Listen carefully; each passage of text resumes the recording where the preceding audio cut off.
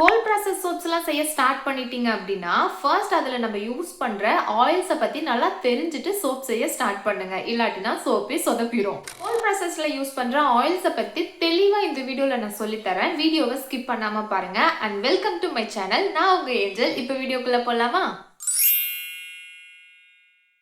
Okay, நீங்க பிகினரா இருக்கீங்க. But எந்த மாதிரி ஆயில்ஸ் எப்படி சூஸ் பண்றது அப்படின்னு தெரியாம இருப்பீங்க. ஸோ ஃபர்ஸ்ட் திங், நம்ம கோல்ட் ப்ராசஸ் சோப் செய்கிறோம் அப்படின்னா அதில் 2 டைப் ஆஃப் ஆயில்ஸ் நம்ம யூஸ் பண்ணுவோம். ஒன்று ஹார்ட் ஆயில், இன்னொன்று சாஃப்ட் ஆயில்ஸ். அது என்னது ஹார்ட் ஆயில், சாஃப்ட் ஆயில்? அது எப்படி நம்ம கண்டுபிடிக்கிறது? First hard oil, soft oil அப்படின்னு சொல்லிட்டு 2 கைண்ட் ஆஃப் கேட்டகரி இருக்கு.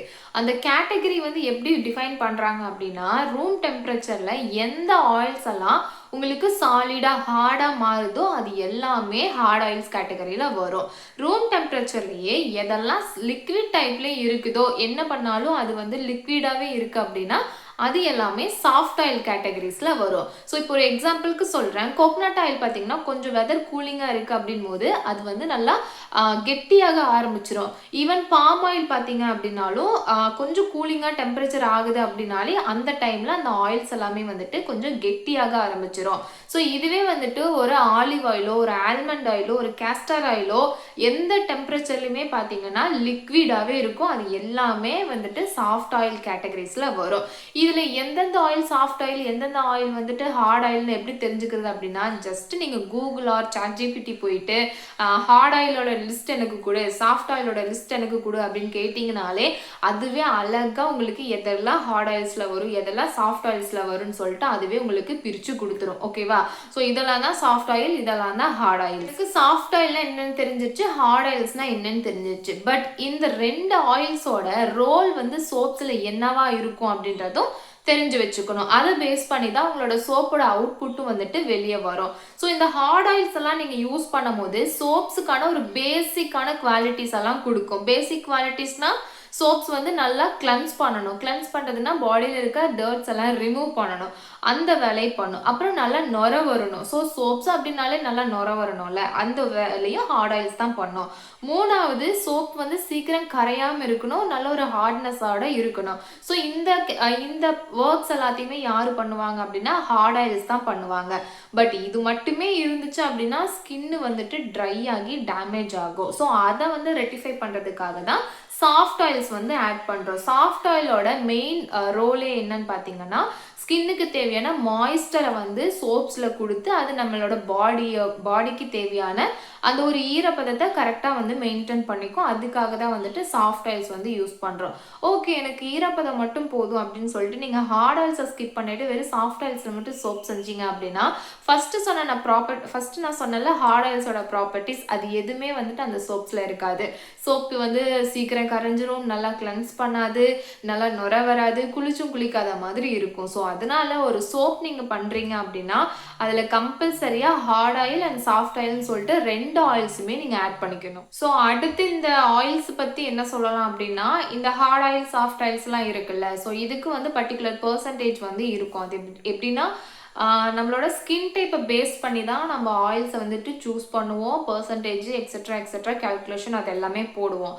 ஃபர்ஸ்ட் திங் ஸ்கின் டைப்பை தெரிஞ்சுக்கோங்க. ஒரு சோப் நீங்கள் மேக் பண்ண போகிறீங்க அப்படின்னா பேஸ்ட் ஆன் ஸ்கின் டைப்பில் செஞ்சீங்கன்னா தான் அவங்களோட ஸ்கின்னுக்கு அது கொஞ்சம் சூட் ஆகும்.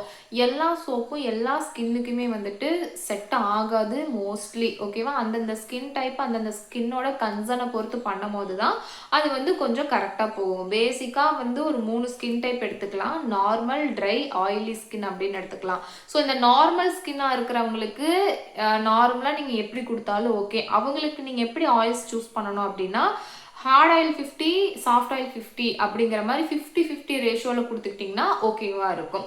அடுத்து ட்ரை ஸ்கின்னாக இருக்காங்க அப்படின்னா, ட்ரை ஸ்கின்னுக்கு என்ன தேவை? அவங்களுக்கு அந்த ட்ரைனஸ் கம்மியாகணும், மாய்ஸ்டர் தான் அவங்களுக்கு தேவை. அப்படின் போது சாஃப்ட் ஆயில் தான் மாய்ஸ்டரை கொடுக்குன்னு சொன்னேன்ல. ஸோ அதனால சாஃப்ட் ஆயிலோட அளவு நீங்கள் கொஞ்சம் இன்க்ரீஸ் பண்ணிக்கணும். அப்போ 40-60 அப்படின்னு கொடுக்கலாம். 40% நீங்கள் ஹார்ட் ஆயில் எடுத்துட்டு 60%க்கு சாஃப்ட் ஆயில் நீங்கள் யூஸ் பண்ணிக்கலாம். அடுத்து ஆயிலி ஸ்கின்னுக்கு ஆல்ரெடி அவங்க ஃபேஸ் ஆயிலியாக இருக்கும், அவங்களுக்கு ஈரப்பதம் அதிகமாகவே இருக்கும். அப்போ நம்ம எக்ஸ்ட்ராவாக ஆயில்ஸை கொடுக்கக்கூடாது. அப்படின் போது அவங்களுக்கு ட்ரைனஸ் கொஞ்சம் கொடுக்கணும் அப்படின்னா ஹார்ட் ஆயில் தான் ஸ்கின்னை வந்து கொஞ்சம் ட்ரை பண்ணும். அப்படின்போது ஹார்ட் ஆயில் வந்து 60% எடுத்துக்கலாம், சாஃப்ட் ஆயில் வந்து 40% எடுத்துக்கலாம். ஸோ இந்த மாதிரி பேலன்ஸ் பண்ணி மொத்தத்துக்கும் 100% வரணும். அதில் ஹார்ட் ஆயில் சாஃப்ட் ஆயில் அப்படின்னு சொல்லிட்டு நீங்கள் பேலன்ஸ் பண்ணி எடுத்துக்கலாம்.